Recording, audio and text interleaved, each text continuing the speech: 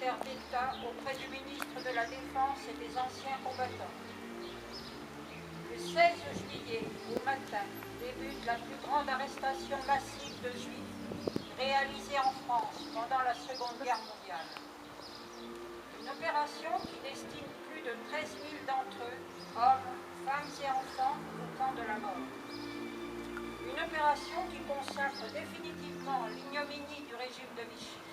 Une opération qui souille encore notre mémoire nationale. En ces jours suffocants d'un été parisien, 9000 policiers et gendarmes ont pour mission d'arrêter, acheminer et parquer une population hagarde et terrorisée. Une lueur d'espoir, sciemment entretenue par les autorités, conduit à emprunter le chemin de l'agrandissement. Sur les 13 152 juifs raflés les 16 et 17 juillet 1942, 7000 environ seront dirigés vers le vélodrome d'hiver. Ils y demeureront 5 jours dans des conditions d'enfermement inhumains et de promiscuité dégradante, avant d'être expédiés par étapes vers une destination lointaine, Auschwitz. Seuls 25 adultes et une poignée d'enfants en reviendront. Partie intégrante d'une action planifiée à l'échelle de l'Europe et cyniquement baptisée vent printanier par les autorités allemandes, la rafle du Veldiv illustre jusqu'à l'écœurement la croix d'obstination d'une collaboration unique entre l'occupant nazi et ses séides français, incarné par René Bousquet, secrétaire général de la police nationale, et Louis Darquier de Pellevoix, commissaire général aux questions religieuses. Elle s'inscrit dans le droit fil d'une politique amorcée dès la défaite de 1940 par l'État français et qui ne fait que s'amplifier l'année suivante, vont en 3 rafles successives en mai et décembre. Plus de 8500 juifs, étrangers et français, sont arrêtés à Paris avec la complicité de la police française. Enfermés dans des camps comme ceux de Drancy, de Compiègne ou encore de Baume-la-Rolande et de Pithiviers, ils sont ensuite déportés dans ce que la propagande désigne uniquement sous le vocable trompeur de camp de travail. Entre 1941 et 1944, près de 76 000 juifs de France sont ainsi voués à l'extermination. La seule année 1942 voit la déportation de 42 000 d'entre eux. La rafle du Veldiv compte plus d'un cinquième dans ce macabre bilan.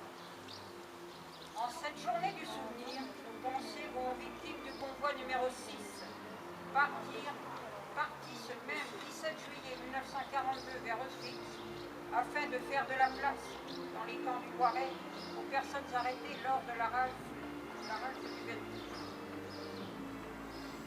Elles vont également aux autres peuples qui furent les victimes d'un ostracisme d'État.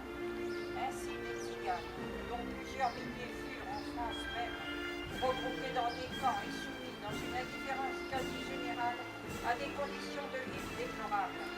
Beaucoup d'entre eux, hommes, femmes, vieillards et enfants, n'en retrouvèrent pas. En ce jour de juillet de Zurich, les milieux innocents il y a de cela 69 ans, la férule d'un État indigne complice d'une barbarie institutionnelle, l'imagination peine à concevoir la réalité d'un tel cauchemar.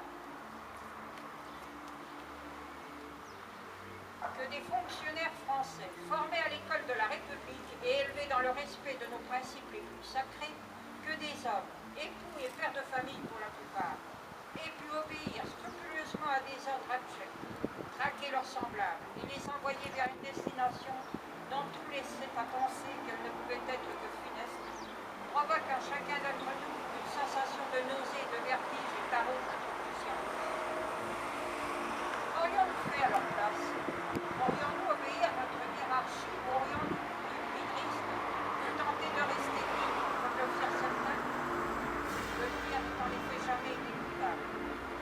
Souvenons-nous que lors de cette même été 1942, et peut-être à cause de l'effroi provoqué par cette tragédie, s'amorce un mouvement irréversible d'interrogation, de défiance, puis de condamnation de la politique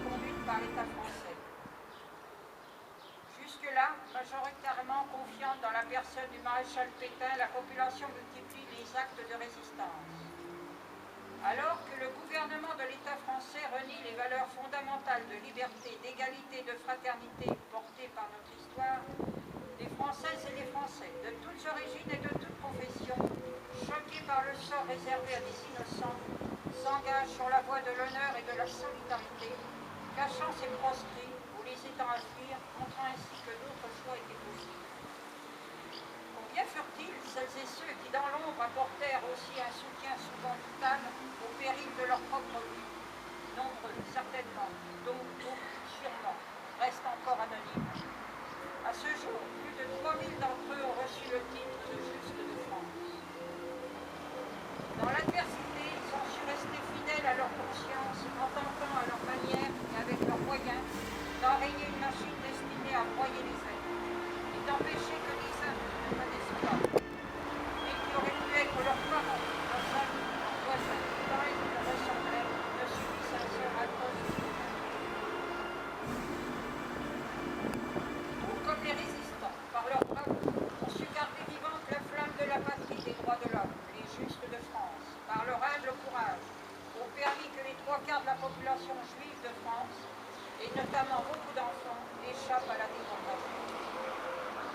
En ce jour de juillet 2011, souvenons-nous des victimes des persécutions et honorons les Justes de France. En les unissant dans une même commémoration, cette journée nationale nous rappelle que l'indignité de quelques-uns, la lâcheté de certains et l'indifférence du plus grand nombre ne sauraient occulter la probité morale d'une minorité, et que si certains sont capables du pire, d'autres tendent vers le meilleur.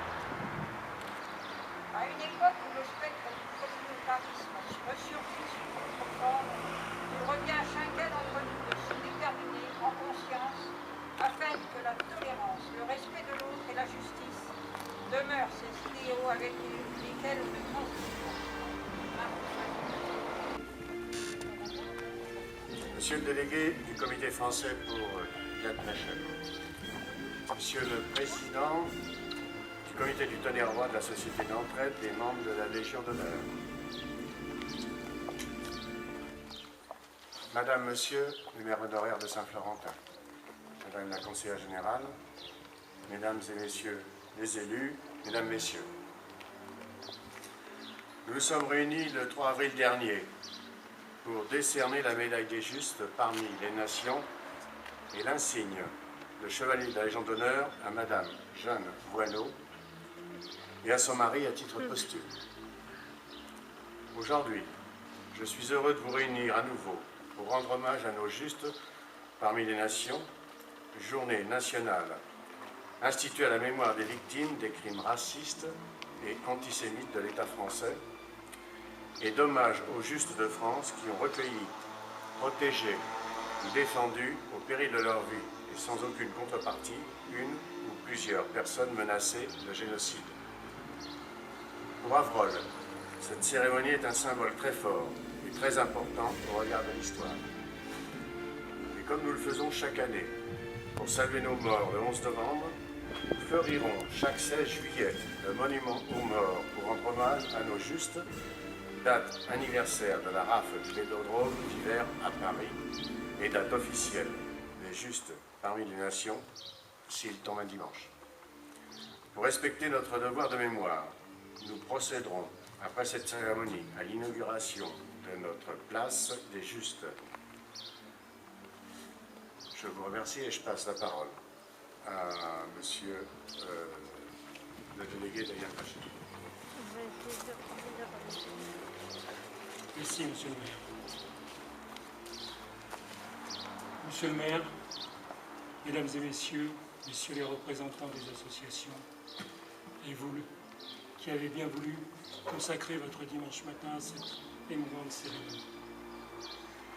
Le 18 janvier 2007, dans la crypte du Panthéon, le président de la République, M. Jacques Chirac, a donné, auprès des grandes figures de notre pays, une place légitime aux 3328 justes parmi les nations, dont plus de 30 dans votre département, reconnus par l'État d'Israël, et à tous ceux qui sont restés anonymes.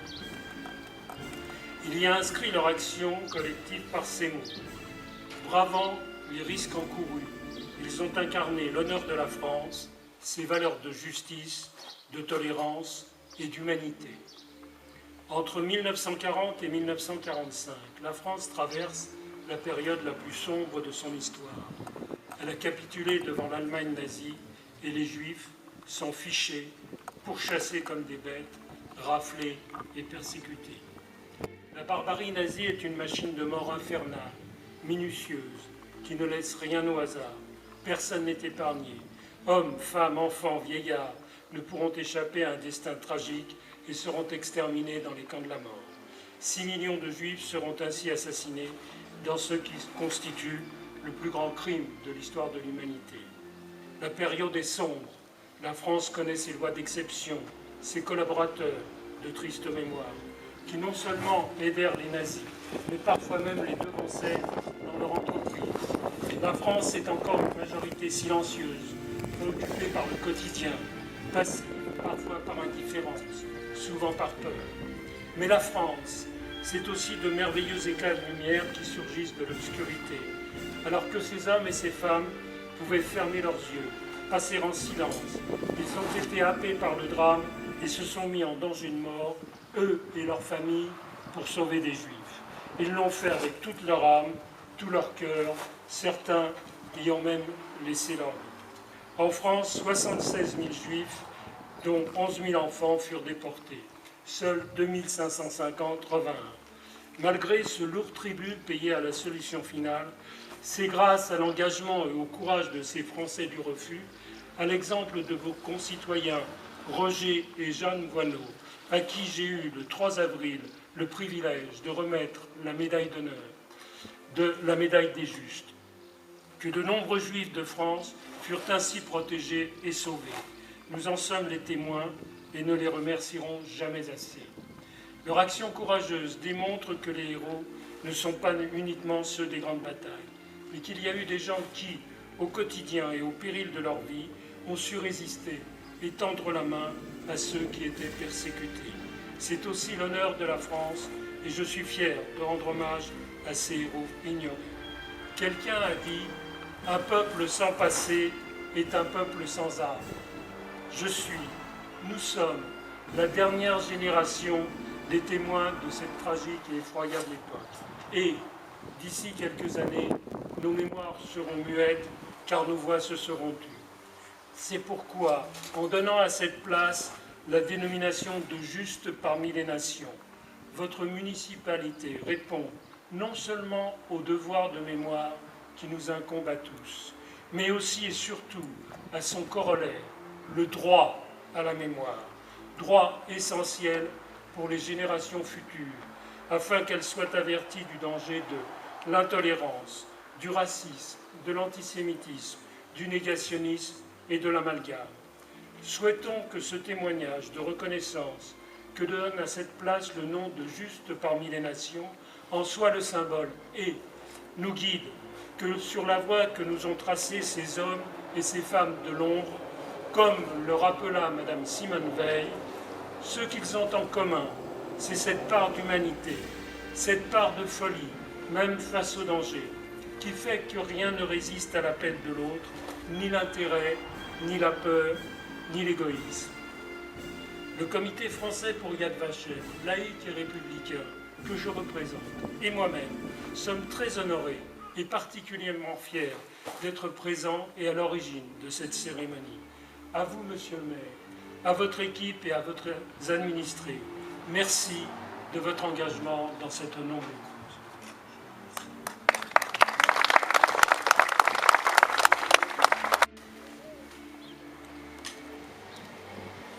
Monsieur le délégué du Comité français pour Yad Vashem, Monsieur le président du Comité du Tonnerrois de la Société d'entraide des membres de la Légion d'honneur, Mesdames, Messieurs les élèves, Mesdames, Messieurs, je suis heureux de prendre la parole à la suite de M. Hidalgo et de M. Osipieti pour, à mon tour, rendre hommage à nos justes parmi les nations. Je crois qu'il est toujours utile, en effet, de nous réunir parce que les moments consacrés au souvenir de ceux qui nous ont précédés restent très importants. Je voudrais vous dire que parmi plus de 3300 justes de France, 46 justes parmi les nations sont de Lyon, 5 sont des Abrolais. Ainsi, vous comprendrez alors la grande émotion qui m'envahit aujourd'hui en rendant hommage à Madame Jeanne Voineau, à son mari Roger, ainsi qu'aux 3 autres justes par mission Abrolais, aujourd'hui disparus, Clémence Munier, ainsi que Monsieur et Madame Valneau. En ce jour, nous donnons un nom à la place de l'Église. Je suis fière de lui donner le nom de place des justes parmi les nations. Je suis d'autant plus émue que, d'après mes renseignements, Avrolles serait la première commune dans le département à avoir choisi de donner ce nom à un lieu public, mais au-delà d'un nom, c'est le témoignage du courage de ses habitants d'Avrolles, qui ont caché et pris soin des enfants juifs que représentera désormais cette place au cœur du village d'Avrolles.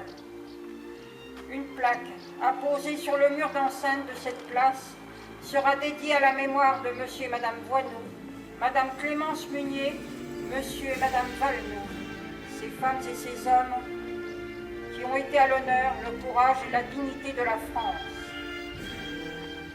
J'ai donc l'honneur et la fierté, en présence de Monsieur Ozodeki, du Comité français de Yad Vashem, de Monsieur le Président du Comité du Tonnerrois de la Société d'entraide des membres de la Légion d'honneur, Mesdames, Messieurs les élus, Mesdames et Messieurs les administrés, de découvrir la plaque rendant hommage aux justes parmi les nations Avrolais et le nom de la place des justes parmi les nations à Avrolles.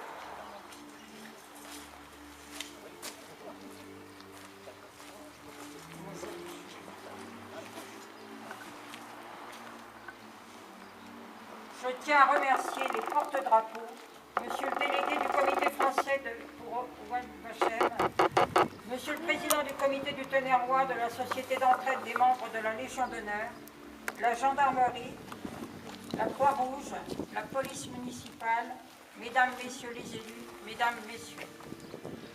Enfin, je vous invite avec Monsieur le maire à partager le vin d'honneur pour clôturer cette cérémonie.